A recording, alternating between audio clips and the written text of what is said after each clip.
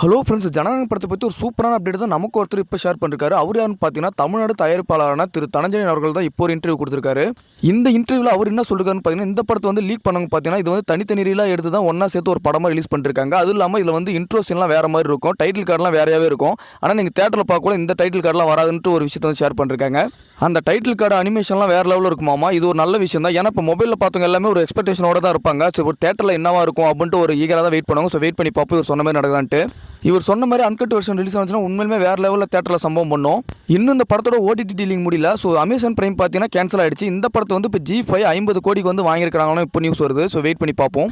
இந்த மந்த் ஜனநாயகம் மந்த் தான் சொல்லணும். ஸோ ரிசல்ட் முடிஞ்சு கண்டிப்பாக ஓடிடி டீலிங்லாம் முடிஞ்சு ரிலீஸ் டேட்டுக்கு வந்து படத்தை கொண்டு வந்துருவாங்க. ஸோ வெயிட் பண்ணி பார்ப்போம் எந்த தேதியில் படம் ரிலீஸ் ஆகுதுன்ட்டு. ஸோ யாரெல்லாம் ஜனநாயகம் படத்துக்கு ஈகராக வெயிட் பண்ணுறீங்கன்றத கமெண்ட்டில் மென்ஷன் பண்ணுங்கள். ஒரு சின்ன ஒரு ரிக்வஸ்ட், வீடியோ நிறைய பேர் பார்க்குறீங்க, நான் லைக் பண்ணாமல் பார்த்துட்டீங்க, ஒரு லைக் ஒன்று போட்டுருங்க.